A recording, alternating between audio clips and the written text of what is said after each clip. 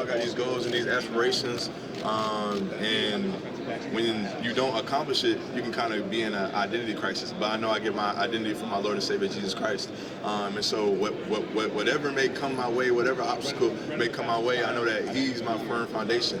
And so I'm not just a football player, I'm a follower of Christ first. And so it was tough.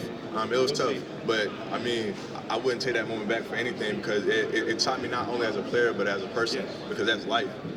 Like, you're gonna have plans and goals in life, and but the true character and really truly who you are is how you respond to that. And so I feel like we all did that. It was unfortunate. Nobody wants to go 2-2. You couldn't tell me in eternity that Florida State was gonna go 2-10, but it did. So it's not. You can't pout about it. You can't frown, and it's really how you respond to it. And so yeah. How do you stay motivated?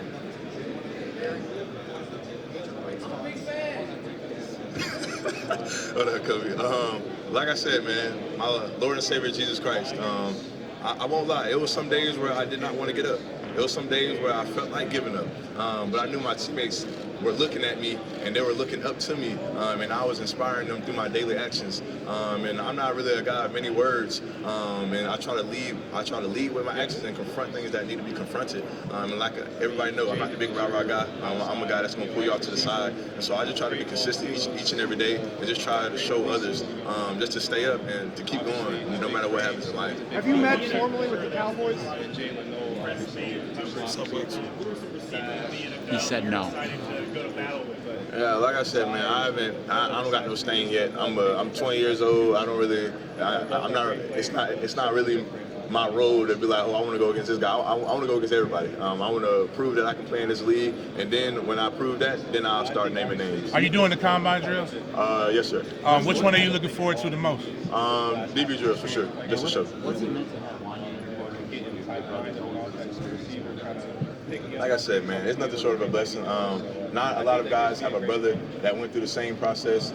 So I'm just blessed to be here. I'm privileged to be here by my Lord and Savior Jesus Christ, to have an older brother set the blueprint out for me to follow, and I'll learn from his mistakes and from his failures and also from his success as well. So.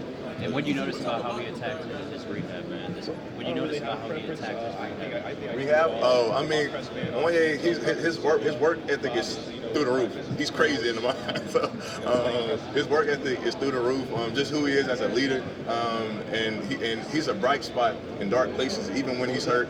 Even for me, just inspiring me daily. And so, man, I love him, man. And, yeah. Macy, you got a chance to go to the Senior Bowl, ball out, do what you did, silence the haters. What is your favorite part of your game that you improved on during this past year? I feel like just the mental aspect. We all wouldn't be here if we weren't physically gifted, physically talented.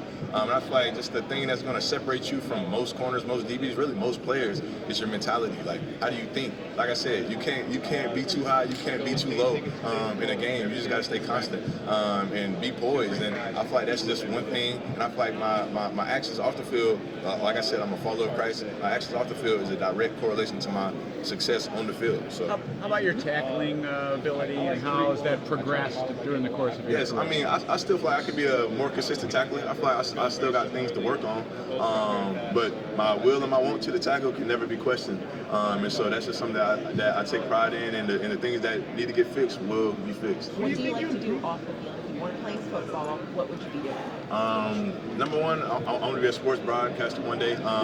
But other than that, I love helping people. I don't know what I don't know what title the Lord has for me just yet. But specifically, single mothers, sick children, just helping others and giving back, man. What do you think Bernardo Green was a guy who came out of Florida State, talented corner? How would you like to kind of follow his footsteps with your steps?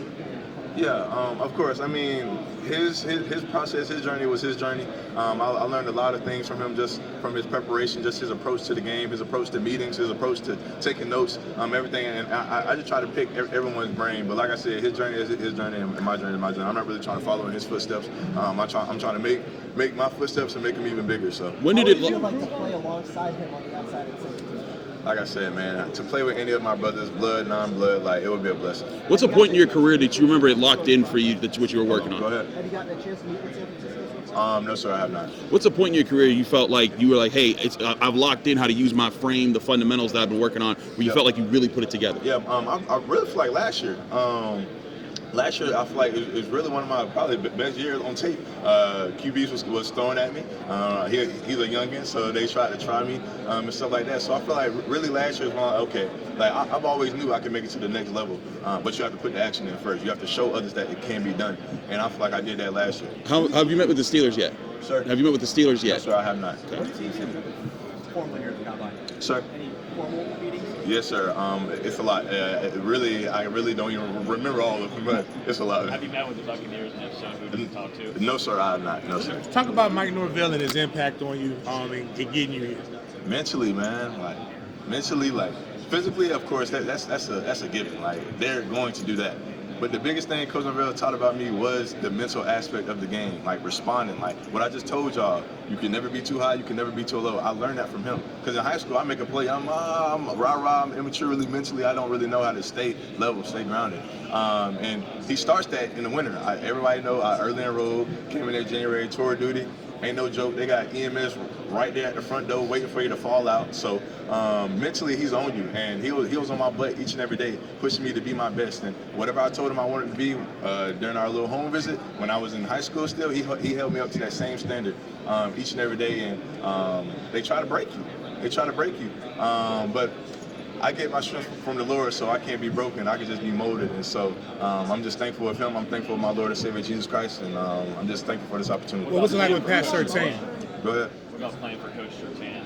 Yeah, man, that's my guy. Just each and every day, man, he would have some type of story to tell us, whether it was good or bad. And I learned from it all. He was on my butt as well. He knew my plan was to come out from the beginning. So he pushed me to that same standard each and every day. And he told me this is an imperfect game played by imperfect people. So just hearing that from my coach, he was like, bro, I understand, we gonna play man here. We play man almost every play. So it was like somebody's gonna make a play on you. Don't get down. Like I said, don't get too high. Don't get too low. And continue to keep going and respond the right way. Your footwork versus your hands. What was something that's more natural? What was the bigger thing that you had to work on to get it to where you are today? Wait, go ahead. Your footwork versus your hand placement. What was something that was more natural in your process, and something that you really worked on to make it to where you were at? Like I said, man, it really just comes with film study. It really starts in the off season. Just working on my footwork, working on my hand placement, just stuff like that. But like I said, I'm not a sidekick. Work though, there is no secret recipe. The work is the work. And like I said, there's nothing really special. You just got to be consistent and be committed. What part of your game did you improve on the Thank you for checking out this content from Post-Gazette Sports. If you watch this video on YouTube, please like the video and subscribe to our channel. For all of the sports coverage the Post-Gazette has to offer, visit post-gazette.com.